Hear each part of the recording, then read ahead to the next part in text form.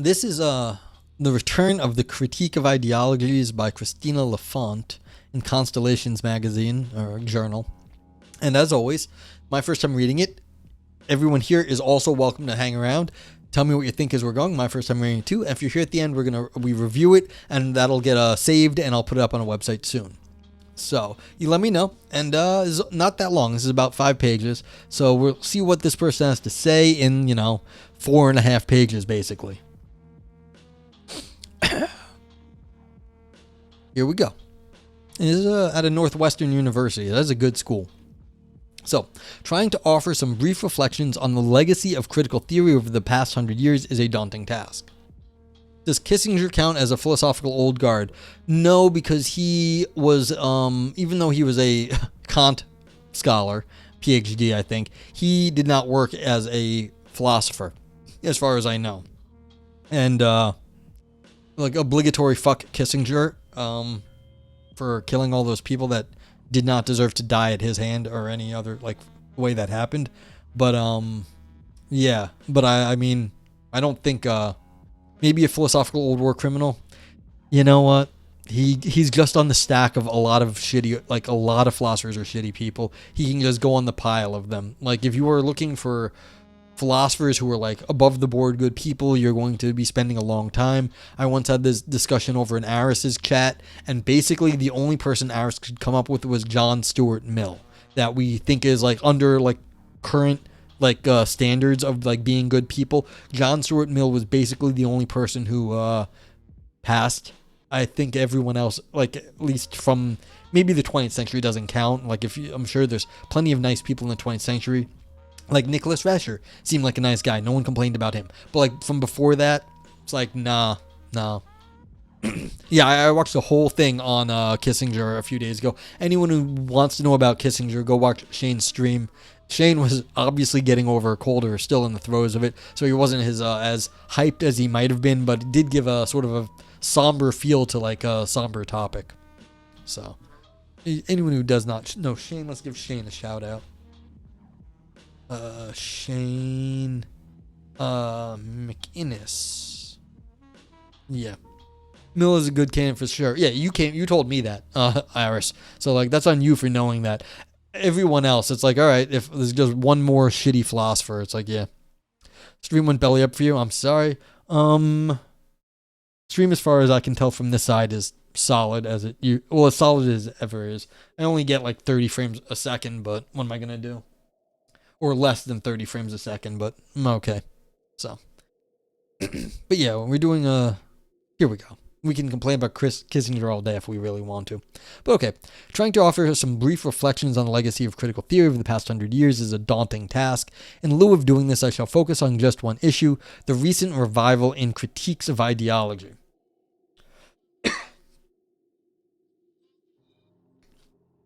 Yeah, it looks okay from this side. Stream looks alright. Yeah. In my view, that's the author's view, this type of critique is an important task of critical theory and remains one of its most significant legacies. Yet if one focuses on the work of critical theorists over the past decades, this statement is far from obvious.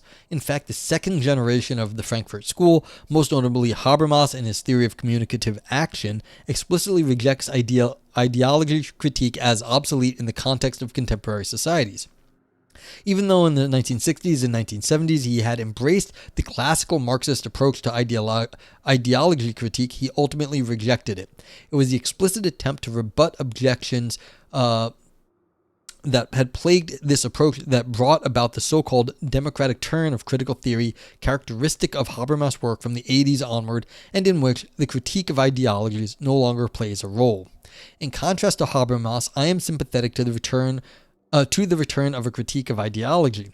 Even if it is not the only form of critique, let alone the central task of a critical theory of contemporary societies, I think that it is an important tool for critical theorists. I shall briefly indicate why I think this newer approach to the critique of ideology that are being currently developed, articulated by not only Frankfurt School critical theorists, but also critical race theorists, feminists, and mainstream Anglo-American philosophers, are in a better position to overcome objections that understandably plagued classical Marxist conceptions of ideology critique. Yeah, okay, cool. we haven't gotten anywhere. This is all just the introduction.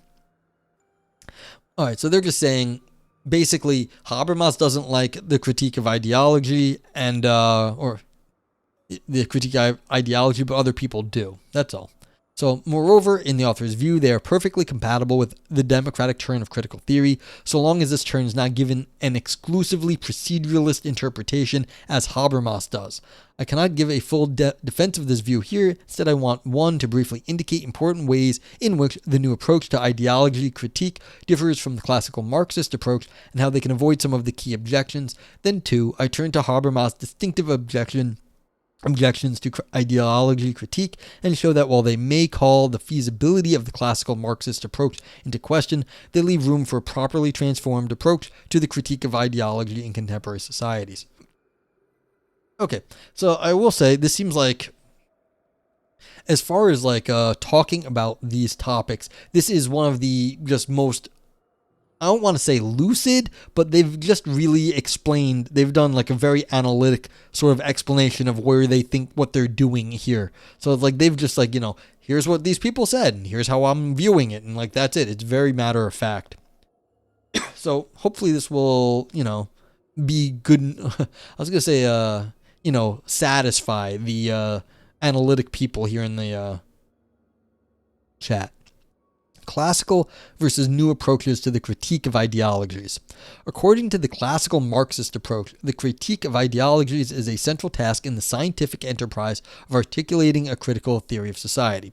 And yeah, you can see, I don't know if you can see, but they have scientific in scare quotes. So they know we're talking about articulating a theory of society, and you're not really doing like, a formal hard science or whatever. The aim of ideology critique is to respond to a specific theoretical question, namely why members of a society would work to perpetuate their own subjection, exploitation, or oppression. Ideologies offer an answer to this question. They provide a distorted view of social practices and institutions to those who are in the grip of them. So again, scare quotes are like for in the grip, like, or maybe it's like to show that being in the grip of an ideology is a technical term. And this is what I was saying. You view the world in a certain way, and in that way you can only see certain things, and you have a hard time understanding other stuff. And this is why I'm interested in this. It's like this happened to one of my buddies at work. He just can't seem to remember a term I told him because it's outside his realm of experience. Okay. Thus, ideologies are not merely morally defective, since they perpetuate injustices and oppression, but are epistemically defective as well. And this is what I'm getting into. Like, this is what was interesting, and this is what Prof was talking about last night, and what I've been talking about a little bit today. Is Marxism and ideology? Yes. Yeah. Like, I think by definition, almost. Thank you, Anne. In contrast, the critique of ideologies is supposed to be epistemically superior, since it is based on scientific knowledge. Okay, I don't understand how this knowledge is scientific, but maybe it is. The social scientist uses empirical evidence and structural and functional theoretical explanations of social phenomena and practices to show what is wrong with the prevailing ideologies. Both of these, empirical evidence and explanations, are not accessible from the internal perspective of those who participate in such practices. Therefore, only from the external perspective of the social scientist, it is possible to see that members of society have a distorted view of the actual workings and significance of the social practices that they themselves engage in. Maddie says, I find Marxism all too often ignores a lot of social and cultural stuff and individual differences. Yeah, I mean, any of these theories, there's not going to be any perfect theory that's going to cover all the things. You're going to have to say, well, I like this theory because it points out or it highlights or makes salient certain issues that I find important. But yeah.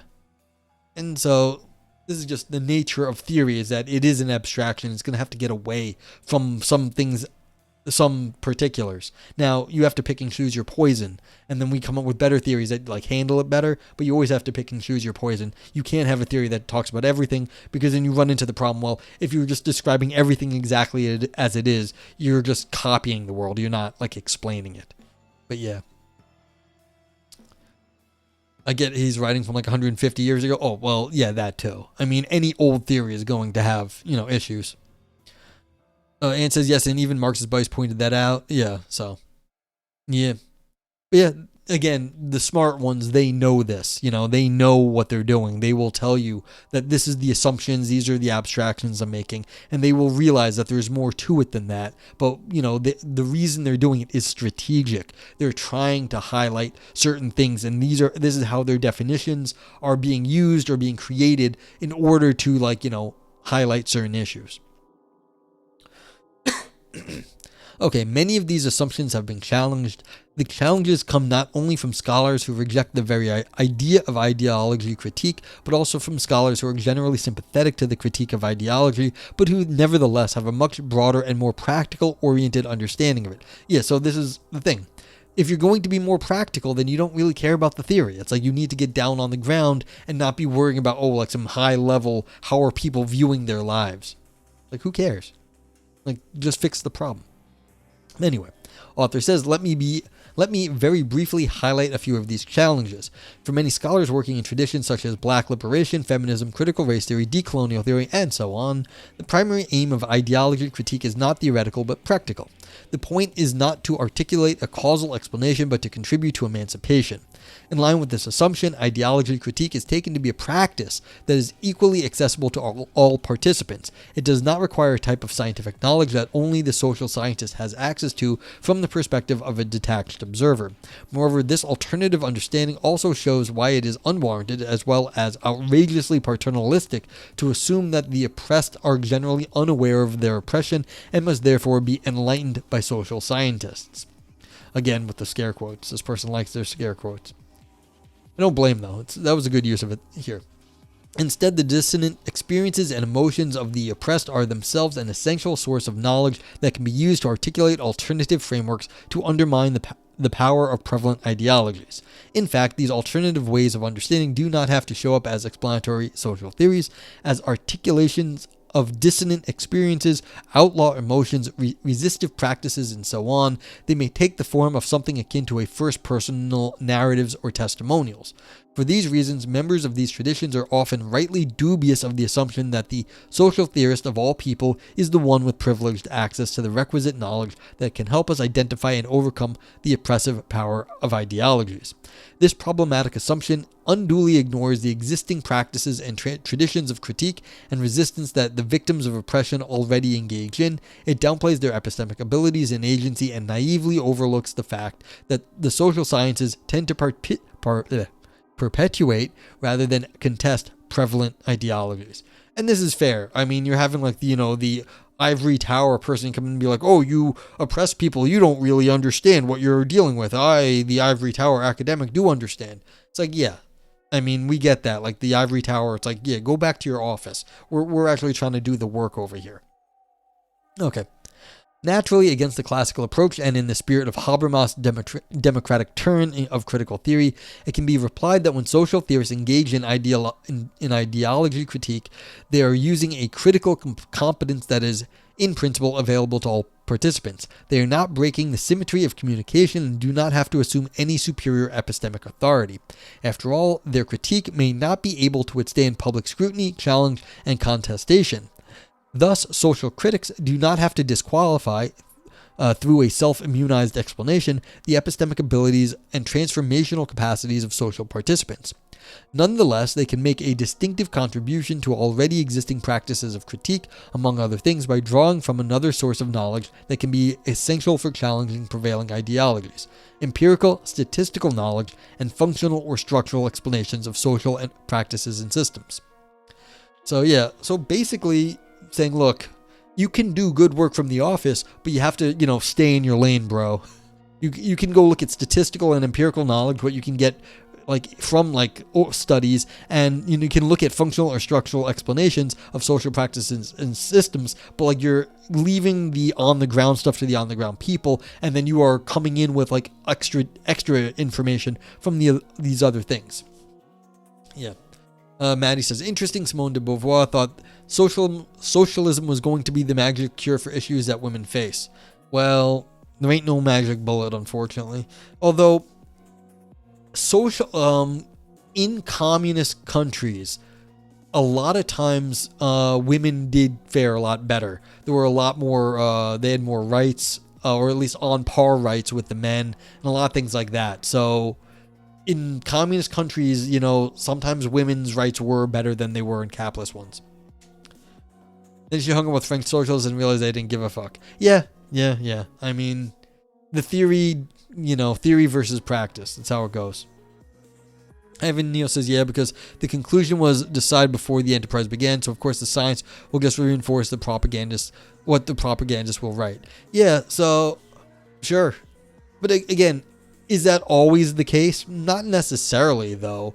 I mean, not everyone comes up with the same conclusions. And so it's a little unfair to say that it was all decided ahead of time.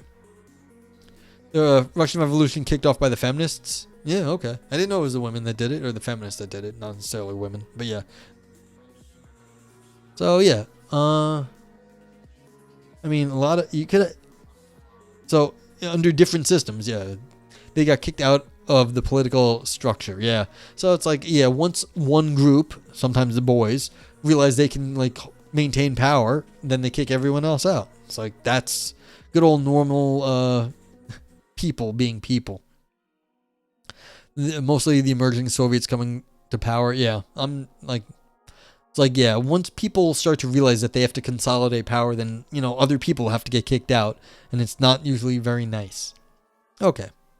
I mean, so, here we go. Okay, so you still can figure stuff out from the ivory tower, but you have to kind of stay in your lane. Okay. Yet, statistical and theoretical knowledge is acquired by adopting the third-person personal perspective of an external observer towards social practices and institutions.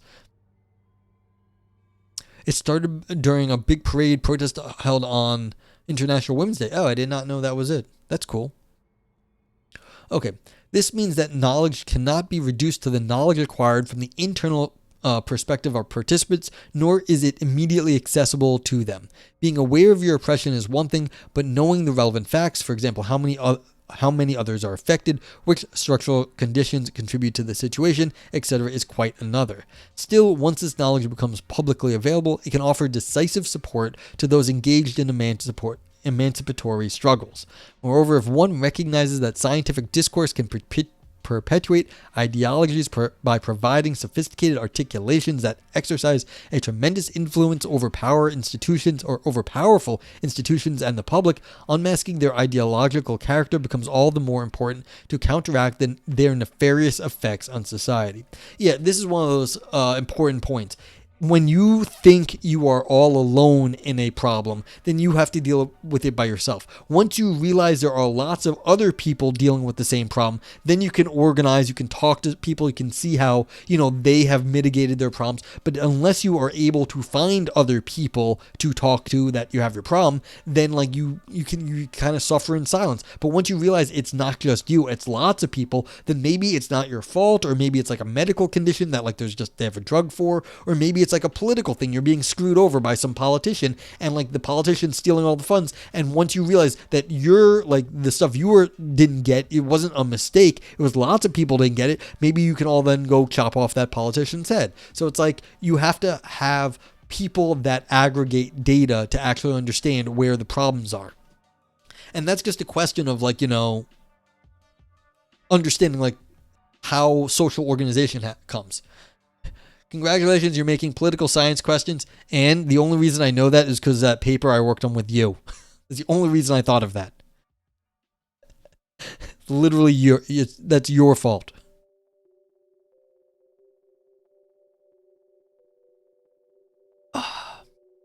Yeah, I'm getting better. I am learning a little bit of stuff. Oh, man. I am starting to learn some political and social stuff a little bit better, but like I don't know anywhere near enough. Yeah. And I guess like, and I want to give this author credit. They're using some very big complicated words, and I'm not tripping up too much, but like this last sentence was real hard, but like like important to counteract their nefarious effects on society. It's like it still flows pretty well, all considering. Yeah, so This alternative version of ideology critique has important differences from the classical approach, but it can maintain some of its most distinctive features. Yeah, I was working with Anne on something. And I was like, yeah, it's her fault. This is my brain on sociology. Yeah, I'm getting there. Like I was off in metaphysics land for a long time. Like just not thinking about anything that anyone else cares about, but like I like it. And so, but I am trying to branch out a little bit, be a little bit better. It can justify using the term ideology in the pejorative sense of something morally and epistemically defective. Even more importantly, it can justify the assumption that ideology critique transcends or challenges the self-interpretations of the participants without either disqualifying their epistemic abilities and agency or tacitly ascribing a superior epistemic authority to the social critic. Yeah, I mean, if you're looking at stuff from a statistical point of view, that's fine. But you're still, crafting your statistics in a certain way. But as long as you're doing it over the group and not against any particular individuals, then yeah, you will have a point that isn't going against any specific individual. You're just looking at, wider society. Yeah. In contrast to a purely hermeneutic approaches to ideology, this approach can resist conceding the exclusive or the final say to social participants and their tradition regarding the meaning and validity of the practices they engage in. Finally, this type of critique of ideology can be defended as an important task for a critical theory of contemporary societies, one that can genuinely contribute to ongoing emancipatory struggles against injustice and oppression. Where's Professor EXP? I don't know. Physics and what's phys? And so are super related, difference data based on work versus more abstract ideas. Oh, that's fair. It's like, yeah, how are you making the abstractions given the data that you have? And you have to reconceive. Well, that's most of science. You're looking at certain experimental data. How are you reconceiving all of these things? Yeah, don't go bug Professor EXP. He's a good guy.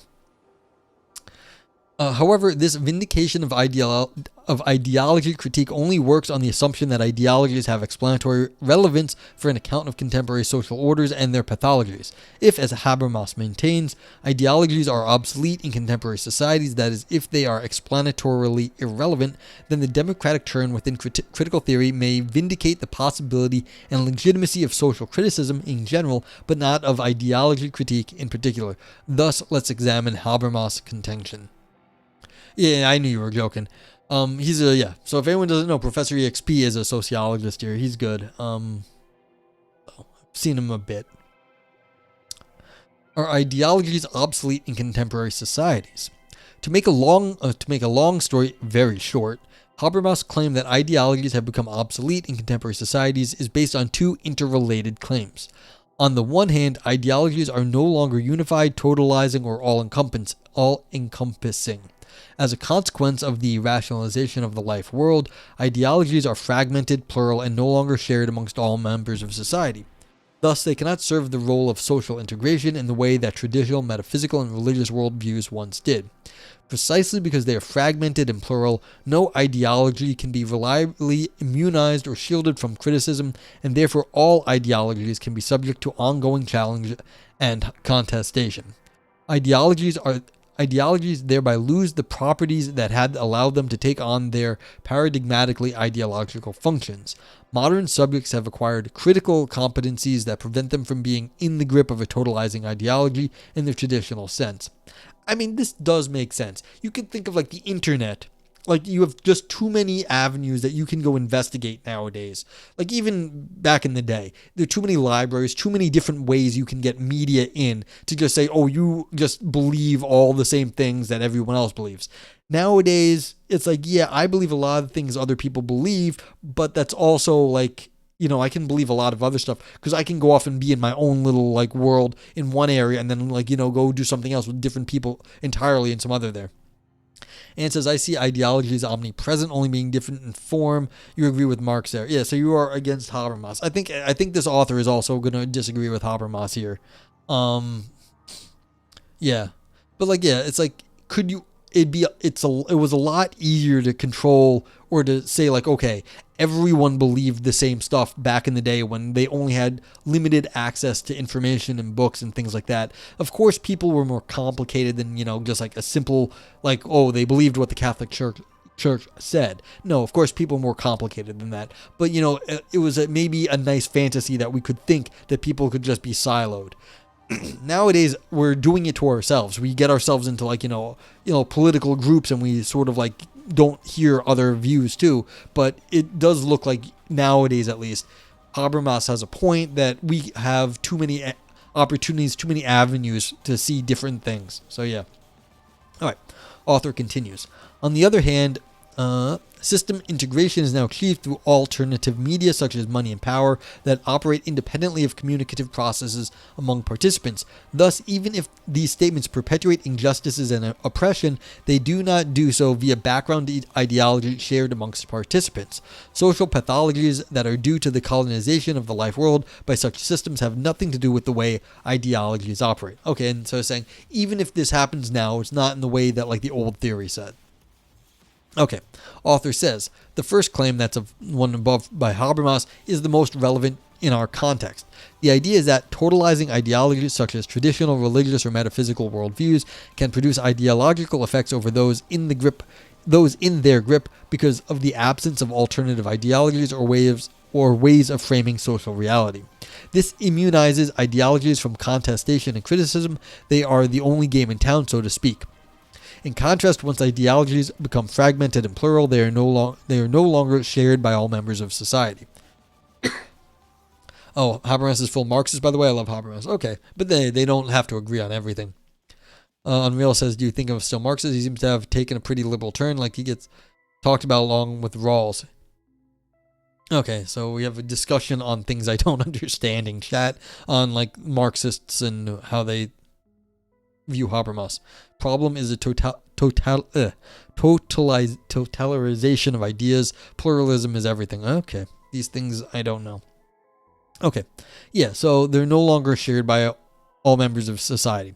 This means that they are unavoidably open to challenge and erosion through mutual criticism and contestation. Once modern subjects acquire the critical competence not only of looking at alternative ideologies with suspicion, but also of critically distancing themselves from them, this irreversibly erodes the power of ideology to exercise its effect behind the back of uncritical subjects. Yeah, so if you want to go find discussion, you can find discussion on anything out there at the moment, and so that can challenge the way the ideology affects you, because you all of a sudden realize people can disagree. Author says, I find this description of the difference between pre-modern and modern societies plausible as far as it goes. However, I don't think this account undermines the possibility of or need for ideology critique in contemporary societies. First, it is worth noting that the thing that explains the power of ideology in this account is not the specific type of ideologies on offer. Yeah, so we're still discussing Habermas. Okay. Their particular power is not explained by the fact that they provide a totalizing conception of reality as traditional religious or metaphysical worldviews do. Rather, is the fact that they operate in the absence of alternative framings or perspectives from which they could be challenged or contested. In other words, a perspective or interpretation of a certain domain of social phenomena, for example, practices, institutions, interactions, etc., holds us in its grip whenever we do not have a more compelling alternative framework at our disposal to better understand the domain in question, to distance ourselves from something we need somewhere else to stand. So the author is saying we may not have totalizing ideologies, but we do have default ideologies. So that's what it looks like right here. This is like default ideologies right here. So like default. Yeah, so we've got default ideologies, not totalizing ones though. Okay.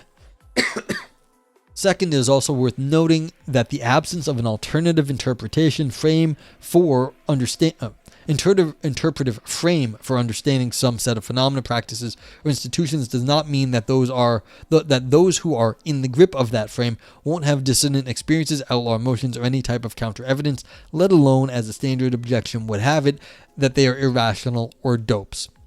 And it says, yes, like I hate Catholicism, but you live in a Catholic society, so my whole identity revolves around it. Yeah, see, I think this author's got a point that, like, even if you're not dealing with the ideology in the way we might have considered it in the old way, it has still lingering effects here. And I think this is smart on the author's part, that it may not have the old effects, but it kind of mutated into, it may not be guiding everything you're doing, but it may be your fallback or your default position when you have nothing better. Yeah, so it's about the governing system of ideas. Yeah, that seems right, Anne.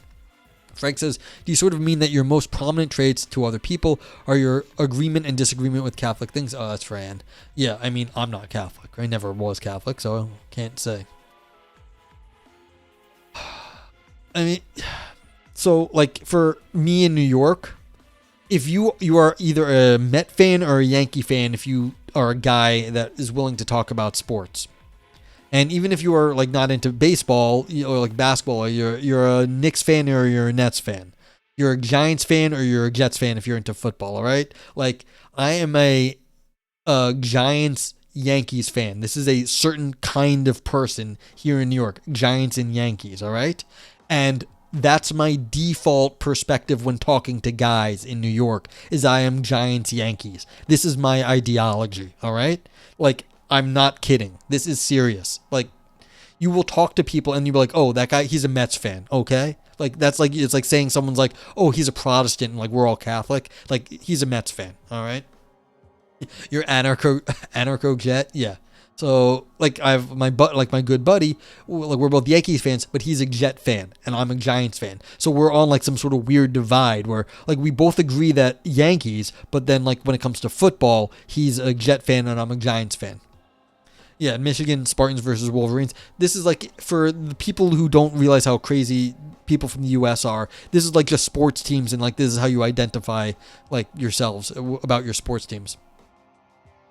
Okay, yeah. So Anne's discussing the Catholic thing, the learnings and meanings of interactions between all the things in your society.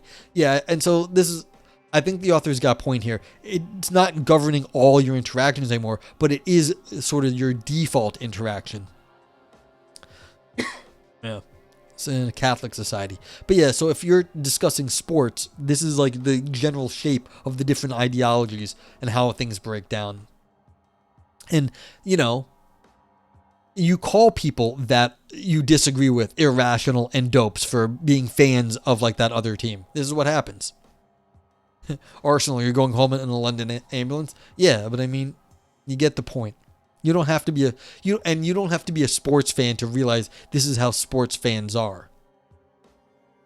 Okay, continuing. They may very well be in possession of such counter evidence. Yeah, you can know your team sucks. Like, we know your team. Like, we know our team suck. Like, I'm a Giants fan. I know the Giants suck at the moment. Like, but I'm still a Giants fan. But this is not enough for the frame to lose its grip on them. What is needed for that to happen is a succession of articulation of an alternative framework that enables a more insightful understanding of the phenomena or practices in the domain in question. No, I mean, well, I guess in terms of sports, I'll be like, yeah, I understand there's other people I can root for and that they're better teams and they're like good qualities to them. But I'm from this area. You can't get out of that. But still, like, I understand. I'd rather spend the day with a football fan than with a Disney adult. It might not be very different. I'll put it that way, Anne. Dissonant experiences, outlaw emotions, and other type of counter-evidence can clearly indicate an urgent need for a better interpretive frame, but they do not produce it of their own accord. These types of counter-evidence may trigger our critical capacity to be suspicious of the dominant frame, but this is not enough. One cannot beat something with nothing. Yeah, I mean, this is what I'm saying. If you have a default, then what else are you going to do in the face of, like, you only have your default? That's why it's the default. It's what you fall back on. And if you have nothing else outside of that, like, you can go look for other things, but if you don't have anything, that's what you get.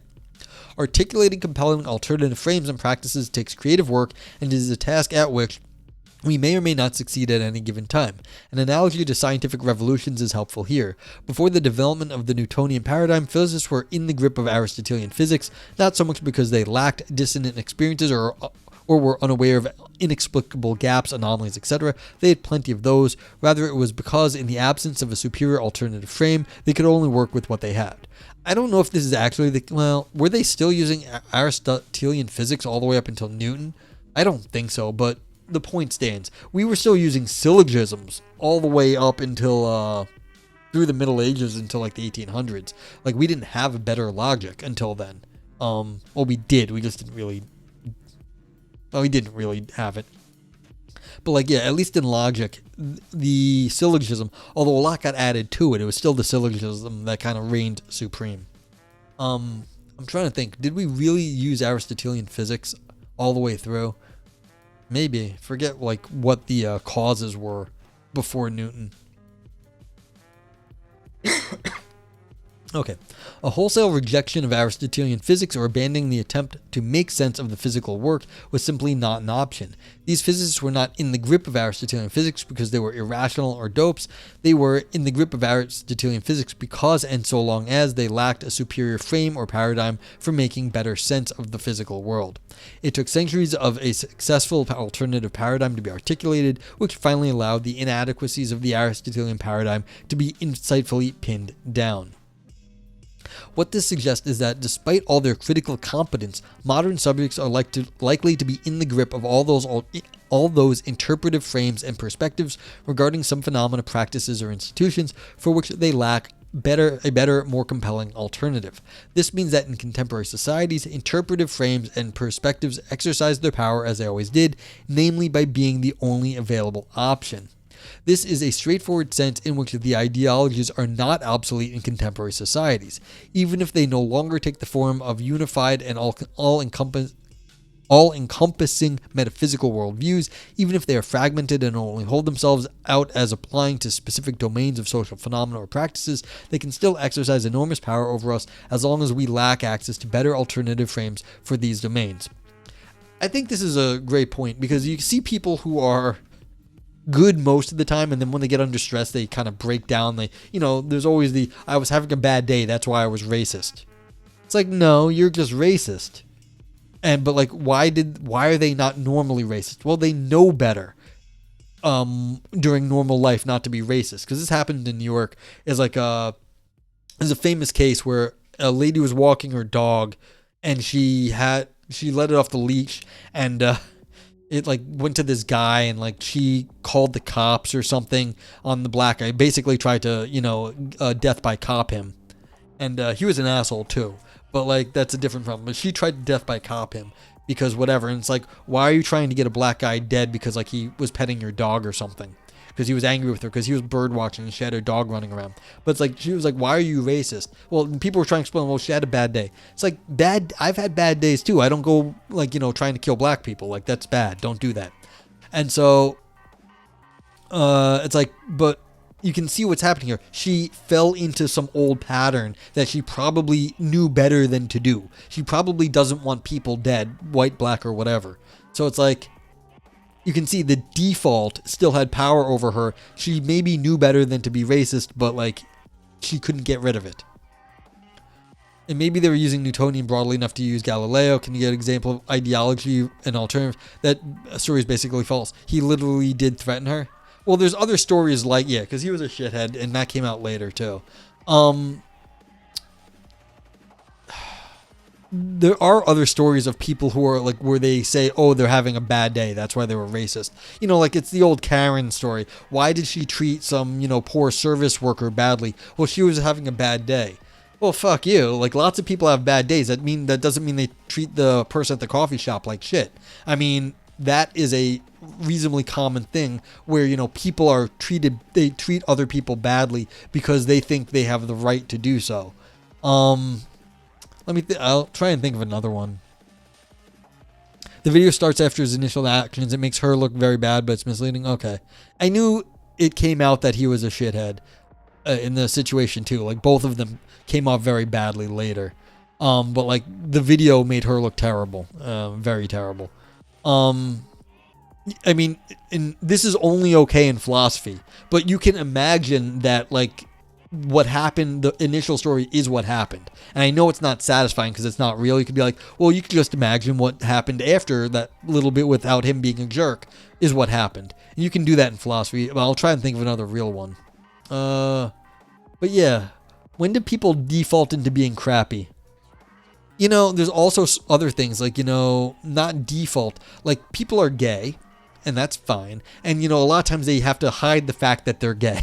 Because society sucks and they treat gay people poorly.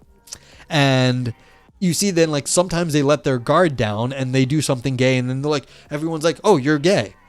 And this was more prevalent in like the 90s, like this sort of thing, like where they're outing gay celebrities. But like when people felt comfortable, they were allowed to be themselves. And so they weren't under the ideology. They were just being more relaxed. But like that's the same sort of thing when they were not trying to be something else. Then all of a sudden they were, they defaulted into whatever they were, which was, how they were. And then they were like, oh, wow, you're gay. It's like, yes, I am, of course, gay. And then they're like, oh my God, they're gay. It's like, that's the sort of thing.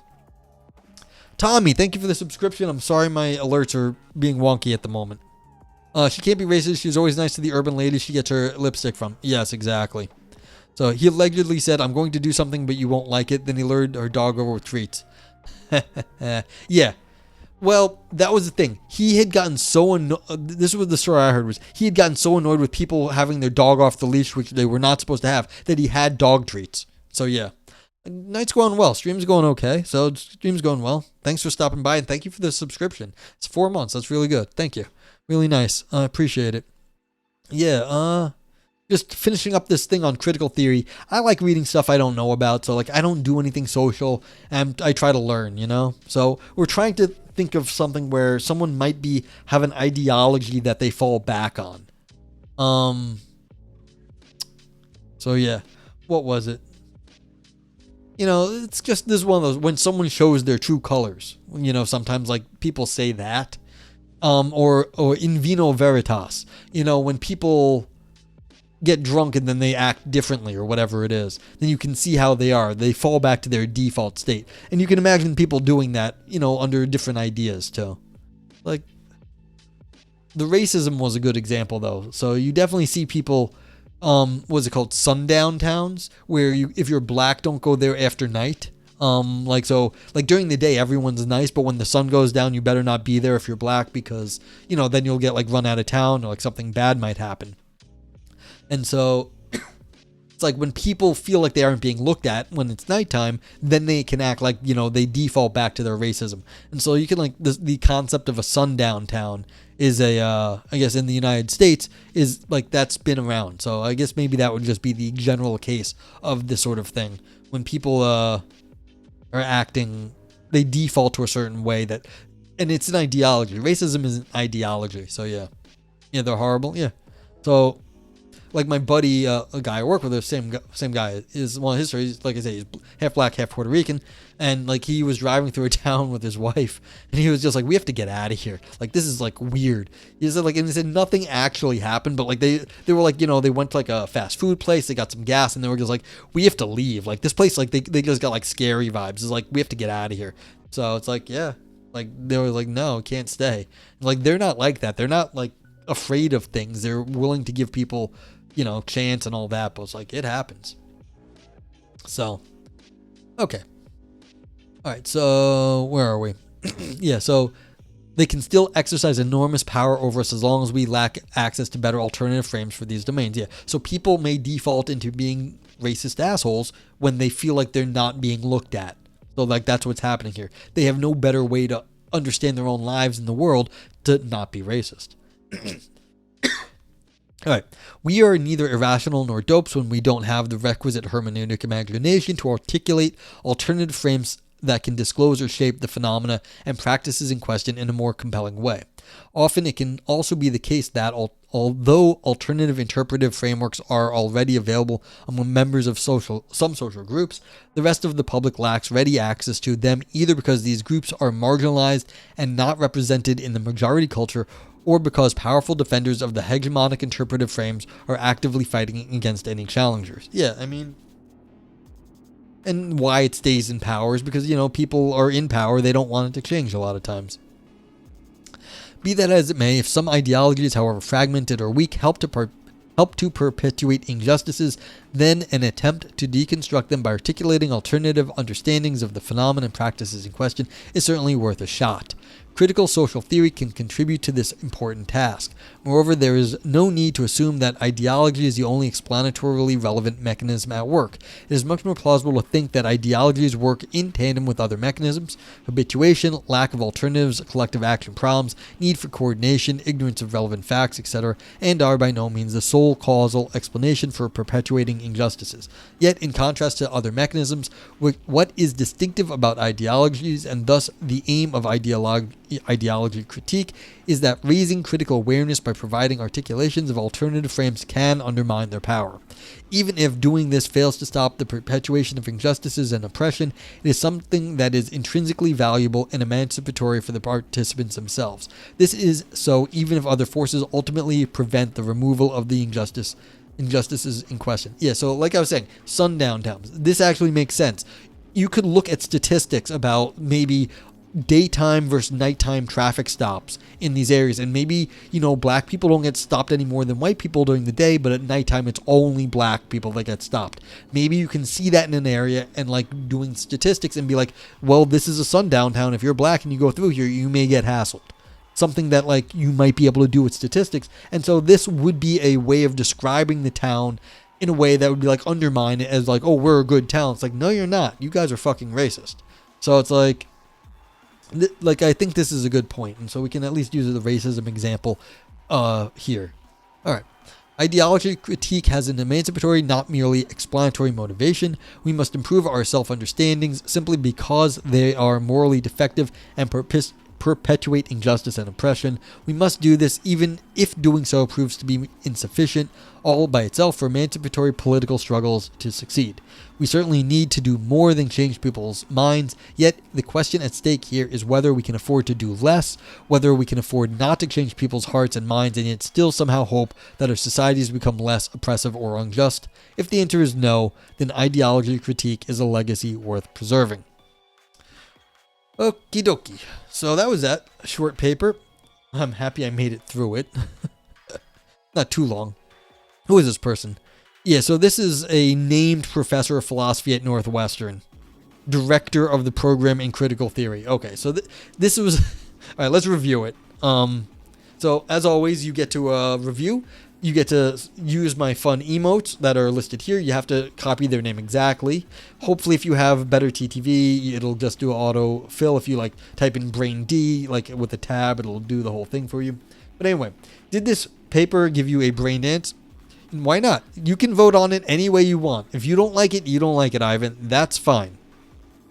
If you think it had some fun ideas, brain dance. If you thought it was bad, you thought it had big claims that shriveled up, then you give it the grapes. Like, a lot of times, people will start off real big and then they walk everything back. Was this navel gazing? Was this only for academics? Ouroboros for deep ancient ideas. Existential or artistic drama, you did the scream. Turd, all style, no substance. It's still poop underneath. You give it the nog turd. And nog knife, slicing and dicing arguments. So Ivan gave it a nay, navel gazing, and a turd. So it was not for Ivan Neal. Anne is giving it the knife, but a meh. All right. Let's see. I don't have a meh emote, which I feel a little bit bad, like mid. You could give it a vote yay and vote nay. Like there's the Twitch Global vote yay and vote nay. So if you give it a yay and nay, that's kind of giving it the meh. So let's see. What am I going to give it? I mean, I don't know this stuff, so I always find this fun. So I'm giving it a brain dance.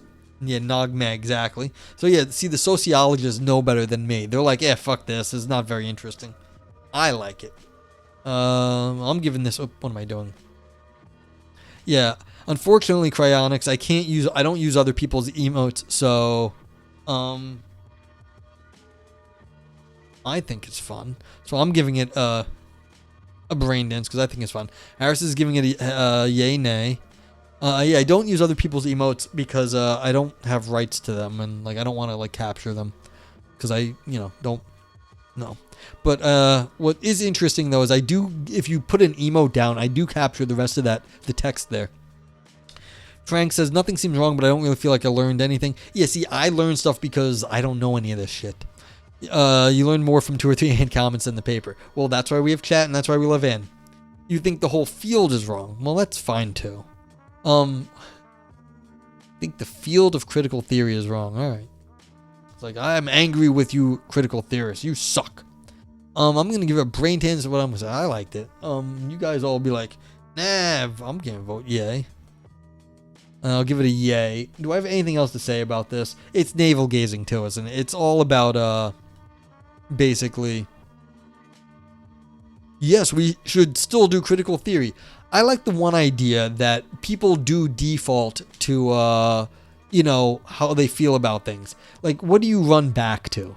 Like, don't you run back to, like, certain, like, things you like? Like, I know Ivan, he likes his positivist science version of the world. That's fine. I like my metaphysics. I default to, like, a metaphysical thing. Like, other people are going to default another way. It's like there are different ways of looking at the world. I think it makes a good point that we can also have social defaults, and they can, color our world, and that maybe we have to be able to critique those ideological defaults.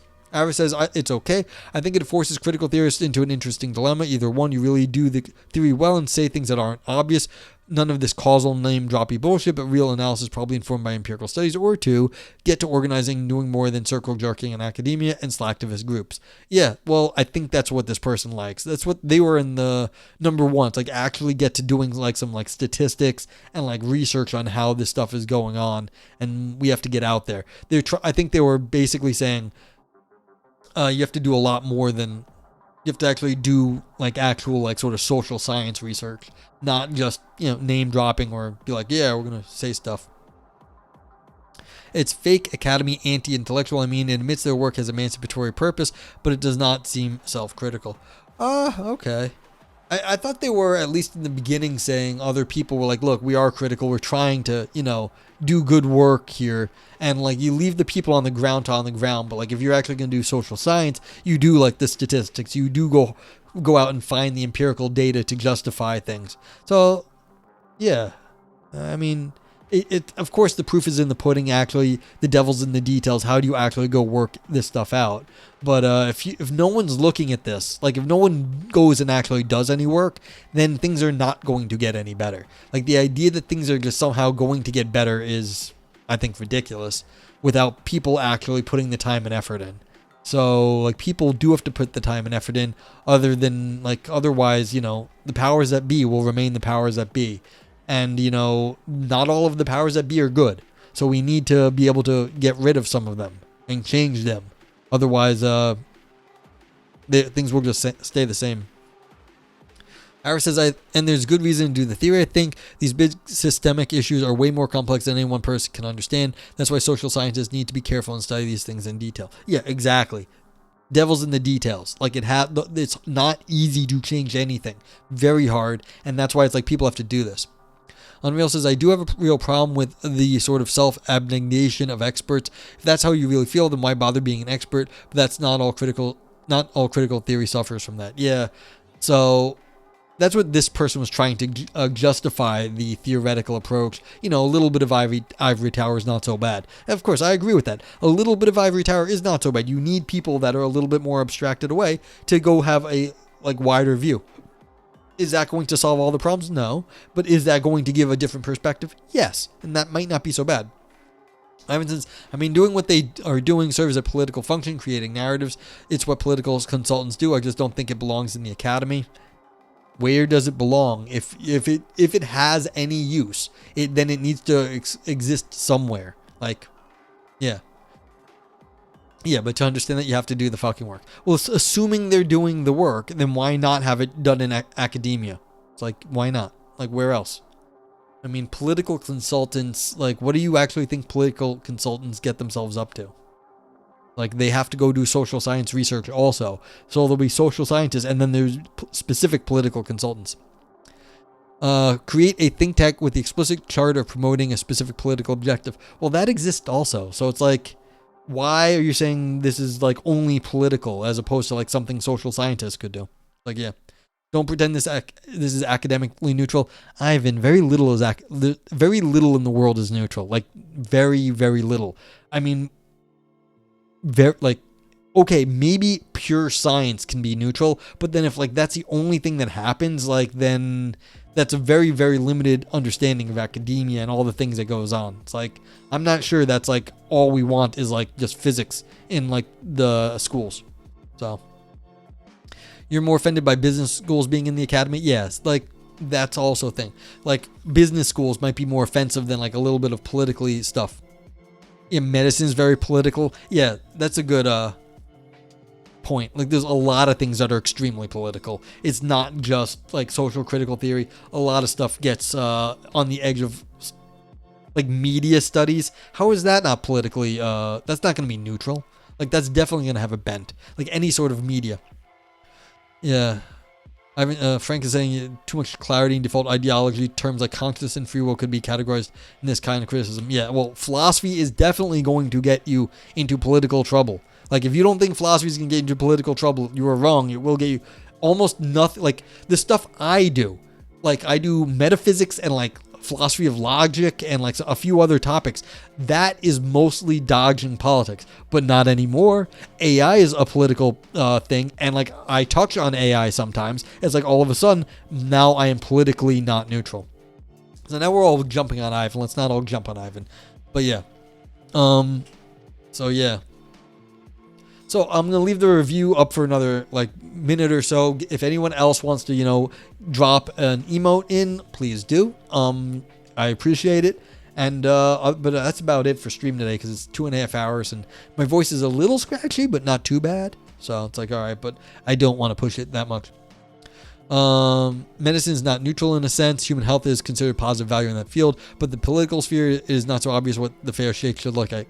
Yeah, but Ivan, the fair shake on a lot of this stuff gets real messy real fast, and I mean real fast. So it's like, yeah, it's like as soon as you be like, all right, a critical theory, well, what about the medicalization of a lot of things and over medicalization of things? I mean, God forbid philosophy. This is why philosophy gets on the chopping block on these schools so fast. It's not because the philosophy departments don't make money. The philosophy departments literally only need like office space that universities have. They get on the chopping block because they cause like other problems, and like people like, I want a better return on investment, and like the philosophers, even though they're making money, they don't like return on like what the business people want. They want, you know, politically safe things and like, you know, things that might get like huge amounts of money in. Philosophy just makes money in terms of academia. So it's like everything is political. Even just like one philosopher at a school is political because it's a business, and like, how do you justify philosophy as a business? Very hard.